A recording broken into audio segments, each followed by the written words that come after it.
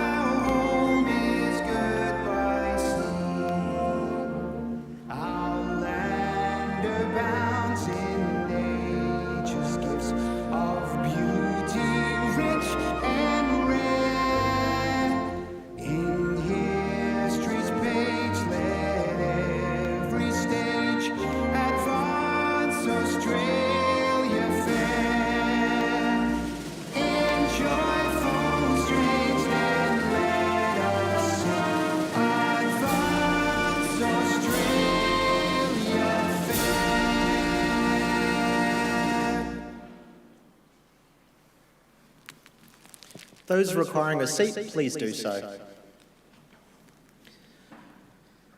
The Australian War Memorial was the vision of Charles Bean, Australia's First World War official historian.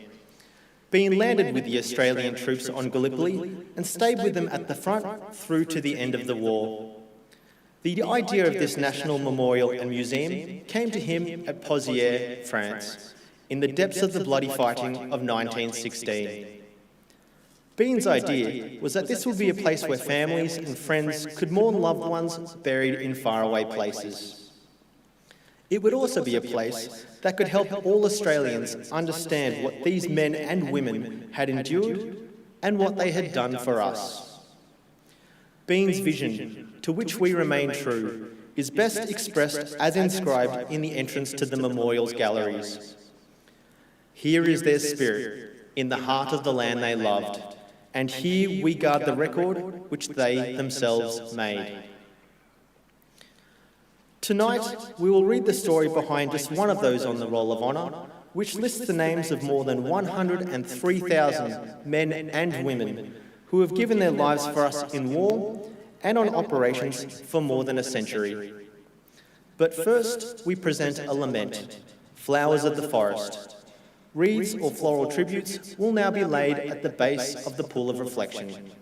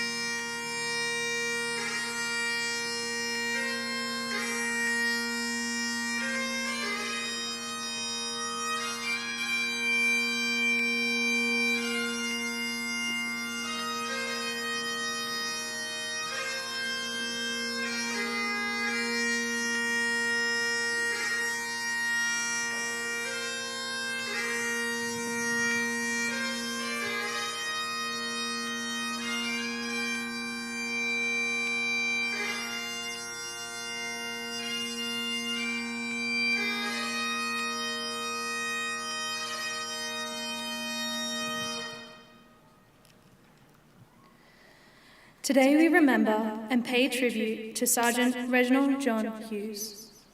Reginald Hughes was born on the 7th of September 1918 at Forbes, New South Wales, the son of Arthur Edwards and Hilda May Hughes. He grew up in Forbes alongside his brothers, Raymond and William, and his sisters, Ella, Philomena, Dorothea, Marie, Eileen, and Bernice. Reginald attended St. Lawrence School and Marist Brothers College. Afterwards, he worked as an assistant in his father's shop, A. Hughes and Company. Reginald inquired about joining the Royal Australian Air Force, applying to become air crew in August 1940.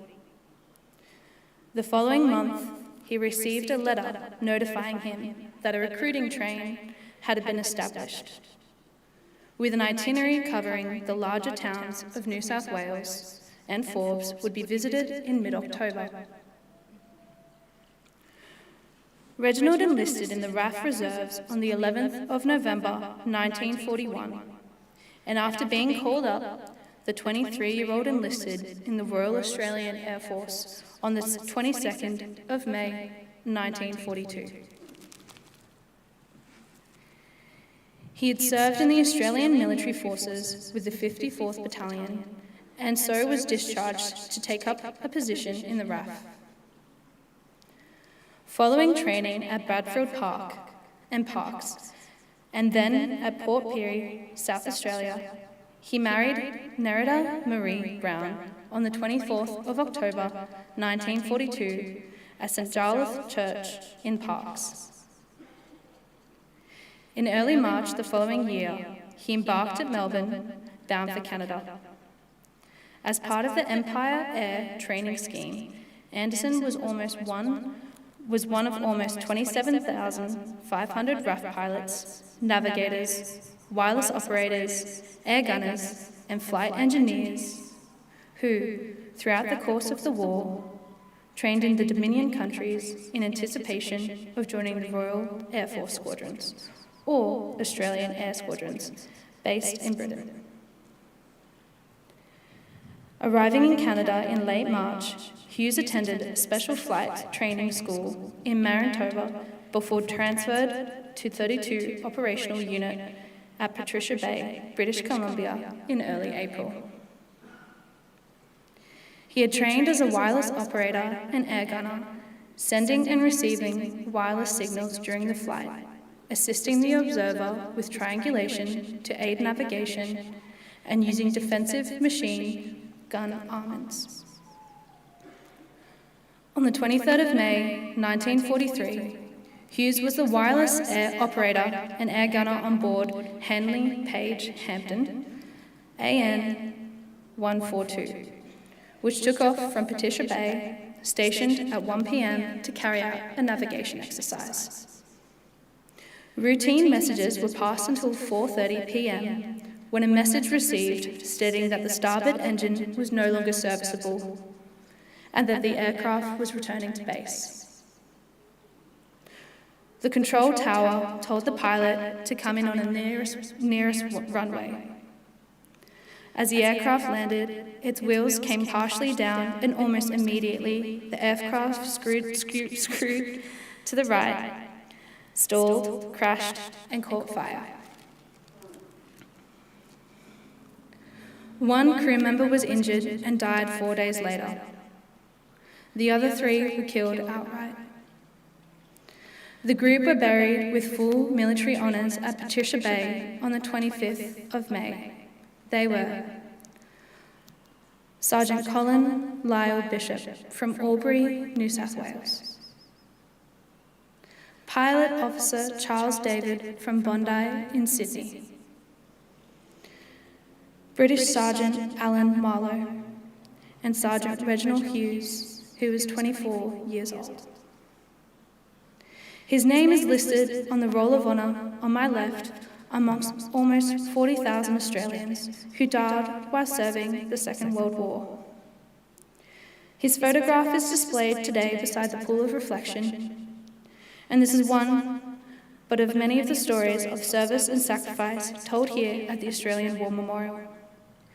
Now we remember Sergeant Reginald John Hughes, who gave his life for us, for our freedoms, and in the hope of a better world.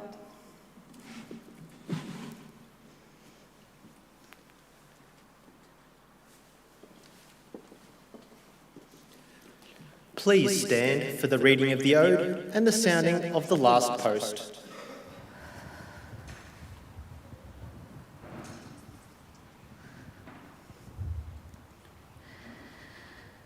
They shall grow not old, as we that are left grow old.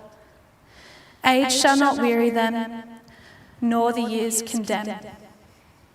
At the going down of the sun, and in the morning, we will remember them. We will remember them. Lest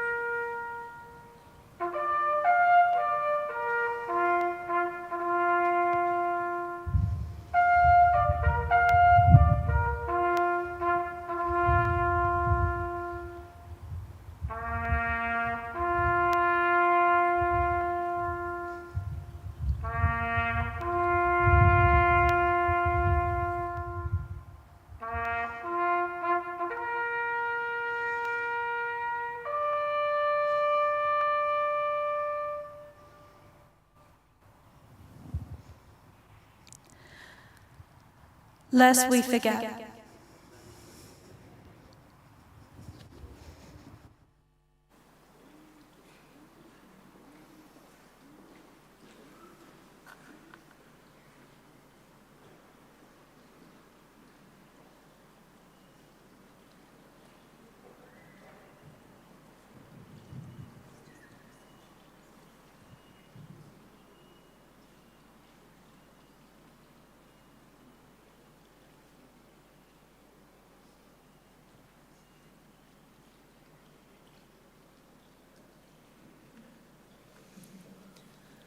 We leave you this evening with the words of the memorial's founder, Charles Bean.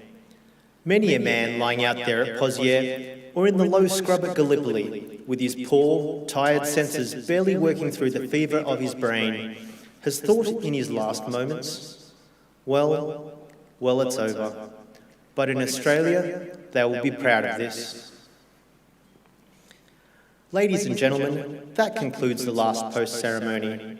On behalf of the Director and staff, thank you for visiting the Australian War Memorial today and for your continued support of the Memorial's development project.